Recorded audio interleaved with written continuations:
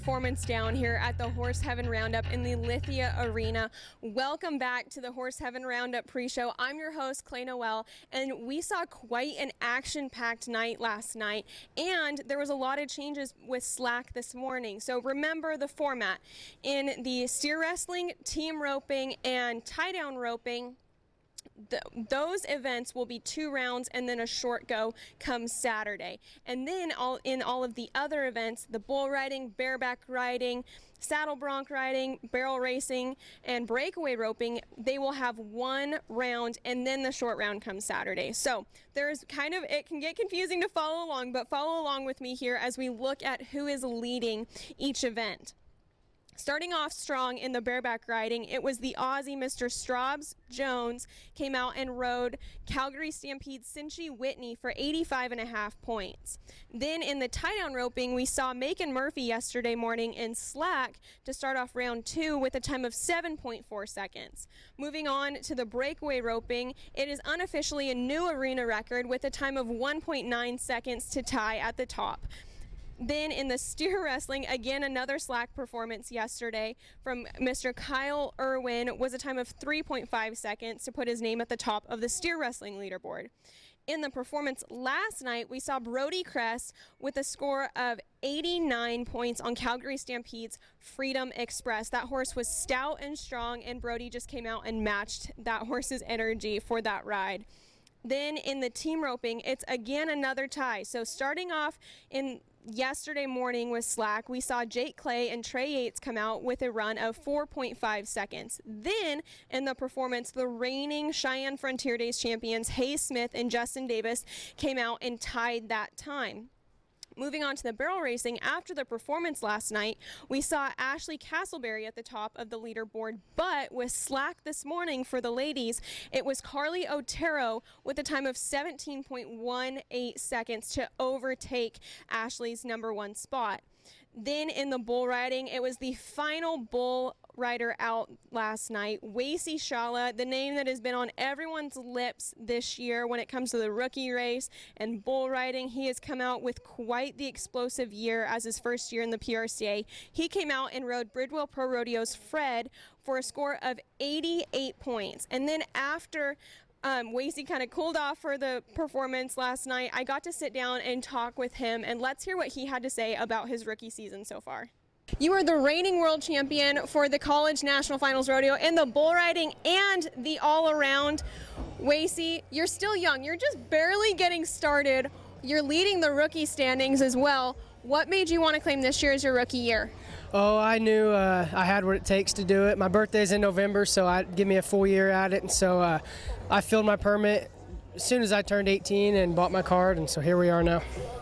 It has been quite the success story. I've heard that when you and John Crimber were entering bull ridings down there in Oklahoma, when they heard that Wasey and John were there, a lot of them were draw out. Did you ever notice that? Oh, I mean, we just did what we knew how to do. Me and John have been buddies ever since we were little, and yeah, I mean, we always, I don't want to say it, but we stood out, and so like I said, he's dominating his level, and I'm over here, so it's been great. I've just been blessed.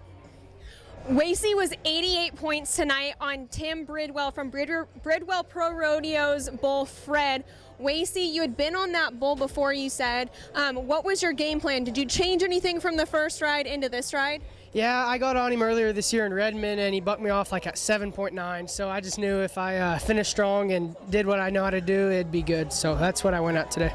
And we are within the last 6 weeks of the 2024 PRCA regular season. So as of October 1st of 2024, the season will be over. You are sitting 3rd in the world in the bull riding, 25th in the world in the bareback riding. Are you trying to make the bareback riding for the national finals and the bull riding, or are you just trying to breathe and qualify in the bulls? Yeah, I mean, my goal earlier this year was just to make the finals in the bull riding, and this year has kind of just been for me to get a taste of the bareback riding and see if I have what it takes. So next year, my goals will change, but this year my goals have just been make the finals in the bull riding, and goals change. So I mean, I'm now that I've doing pretty well and sitting good in the standings, let's try to win a world title now. So we still got a lot of season to go, but that's my goal.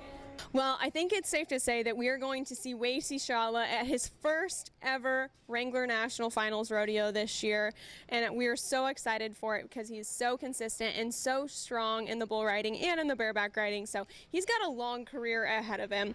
But don't go away, because when we come back, we're going to take a look at some of the contestants that are out tonight and can possibly change those top spots of the leaderboard. It's happening. Get ready to elevate your experience. Introducing the new Wild Horse Resort and Casino app, available for you to download. Now you can book it through the app. Book hotel rooms, buy event tickets, reserve your bowling lane, even purchase movie tickets. You can also earn entries into promotions through exclusive app-only games. If that's not enough, now you can view all that's happening on the app. Everything about Wild Horse is at your fingertips. Download, play, and win. Wild Horse Resort and Casino. More winners, more often.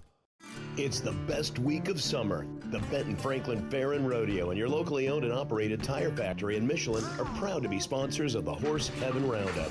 Area farmers and ranchers know the Michelin tire experts at Tire Factory for Michelin tires for trucks, tractors, pivots, and more. So fairgoers, enjoy every minute. And when you need tires, service, or repair, Tire Factory is ready. Pasco, Richland, Moses Lake, and TireFactoryTC.com. Welcome back in. We are just shortly awaiting the start of Performance 2, but before we get there, let's take a look at some of the contestants that we will see out in the arena tonight. So starting off in the bareback riding, it's going to be quite the matchup between Jasek Frost and Welcome Delivery from Calgary. Jasek's sitting 27th in the world right now. He's about 23,000 out of the top 15, and he has an average score of 84.5 points. But his horse that he has, Welcome Delivery, Taylor Broussard, was 85.5 on that horse in Canby last week, and that horse has an average score of 84 points. So if Jasek comes out and does even just his average score with that horse, I think it's going to be something incredible. And like I said, that horse has an average stock score of 42 points. So definitely a strong horse to see tonight. Then moving on to the tie-down roping, it will be the reigning world champion, I think, is going to come out and do something extraordinary. He's sitting 4th in the world standings right now. He's a 2-time NFR qualifier, Mr. Riley Webb. He was 5th in the first round with a time of 8.1 seconds. So again, if he just comes out and is consistent, and makes a similar run to that of which he made in the first round, then I think that's going to put him in the aggregate to see him back here for the short round on Saturday. Then moving on to the breakaway roping, another renowned lady in the arena, Shelby Beaujolais Medjid, married to world champion tie-down roper Haven Medjid. She is sitting 4th in the world standings right now, and she is well on her way to another national finals in the breakaway roping. She's got an average time of 2.6 seconds and a run rate of 72%. She placed 4th in Caldwell. So as long as, again, that's another like one head and then a short go rodeo. So if she can come out and be consistent like she was last weekend in Caldwell, I think it's going to really help her, and hopefully we will see her back come Saturday. Then in the steer wrestling, apparently today I really liked that 4th place spot in the world standings because Mr. Stetson Jorgensen will be my pick tonight. He won Prescott. His average time has improved by 1.5 seconds from last year for a time of 6.6 seconds, and he's got a run rate of 82%. He's been to the NFR 2 times, so he's not like some new kid that's getting his feet wet. He knows what to do, and if he just goes out and does exactly what he knows how to do, then we're going to see him again come Saturday. Moving on to the saddle bronc riding, it is another NFR contestant, Mr. Chase Brooks. He is 21st in the world, so a little ways out of that top 15. He's trying to get back, but he spent most of the year out due to an injury that he sustained at the NFR in 2023. And I think he's finally kind of getting his groove back from that injury. He drew Zaka Kabitz from Calgary Stampede.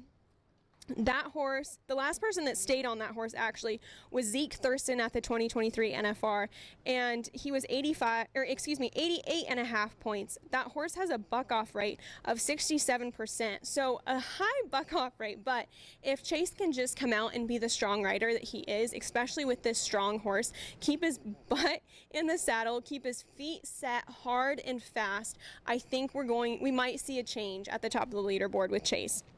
Moving on to the team roping, I'm going to go with another set of NFR contestants, Cody Snow and Hunter Koch.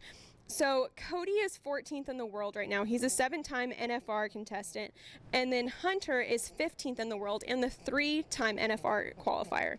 So they're on that bubble spot right now. Hunter is about $2,500 ahead of that 16th place spot. So he's in right now, but $2,500 in the next few weeks going into the last final weeks of the regular season for the PRCA is not that much money.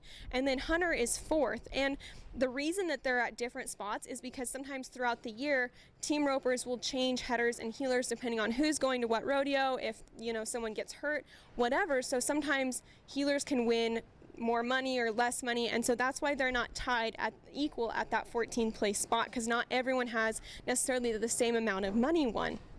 Then moving on to the barrel racing, I'm going to go with a local Washingtonian. I high school rodeoed with this contestant here in this very arena, so I know she knows how to come out and make a great run. Miss Tristan Parrish, she's really been making her name up here in the Columbia River Circuit. She's sitting 4th in the circuit right now, and there's only about $2,000 that separates her and that number 1 spot with Lindsay Ham. So she's not necessarily going for an NFR qualification right now, but she's going for a Columbia River Circuit championship. And I think if she comes out and runs Cappy tonight, it will be something that will definitely put her towards that top of the leaderboard.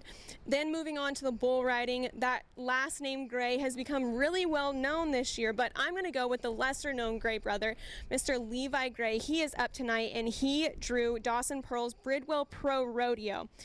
Levi's coming back from an injury and he's kind of been fighting it a bit, but he seems to be getting a little bit more consistent, so he's getting back into that flow of things. And the bull that he drew has a buck off rate this year of 100%. So I think it's going to come and be an all or nothing ride. It's got a stock score of 42 points, so definitely on the stronger side for a bull. But Levi's got an average score of 81 points. So if he can come out and just ride like I know he can and be consistent, he's definitely going to put his name in the running for coming back on Saturday for the short go. So thank you so much for joining me on the pre-show today. If you haven't already, go grab a cold drink and get comfy in your seat because we are about ready to rodeo.